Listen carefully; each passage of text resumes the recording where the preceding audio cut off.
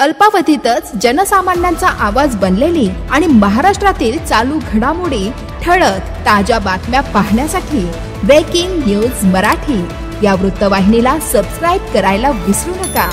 आणि हो, व्हिडिओ आवडल्यास नक्की लाईक करा। मुख्य संपादक वसंत पानसरे। शहापूर प्रहार कार्यकर्त्यांचा प्रामाणिकपणा। लोकलमध्ये सापडलेली पैशांची बॅग केली परत। प्रहार तालुका सहसचिव रवींद्र कुडव यांचे होत आहे कौतुक।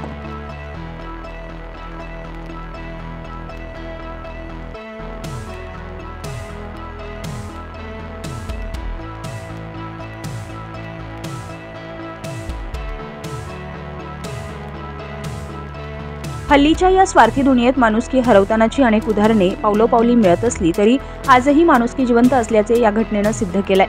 प्रहार जनशक्ती पक्षाचे सहसचिव रवींद्र कुडव यांनी लोकलमधील डब्यात मिळालेली पैशांची बॅग परत करत माणुसकी आणि प्रामाणिकपणा जिवंत असल्याचं दाखवून दिलंय। सविस्तर घटना अशी आहे की रवींद्र कुडव हे आपलं काम उरकून घरी येण्यासाठी ठाणे स्टेशनवर 8:52 कसारा ट्रेन पकडून वासिंद स्थानकात उतरत असताना एक बेवारस बॅग त्यांच्या लक्षात आली। लगेचच त्यांनी सदर बॅग वासिंद स्थानकातील स्टेशन मास्तर आणि आरपीएफ जवान यांच्याकडे सुपूर्द करत सदर बॅगच्या मालकाचा तपास सुरू केला। तेव्हा रात्री 10च्या सुमारास सूरज गुप्ता यांनी संपर्क केल्यानं त्यांना वाशिंद स्थानकात बोलावून सदर बॅग देण्यात आली। सदर बॅगेत रोख 31,500 रुपये, बँकेचे पेपर, एटीएम, क्रेडिट कार्ड आणि काही महत्त्वाचे कागदपत्र असल्याने सूरज गुप्ता बॅग परत मिळाल्यानं आनंदी होऊन त्यांनी कुडव यांचे त्यांच्या प्रामाणिकपणाचे आभार मानले।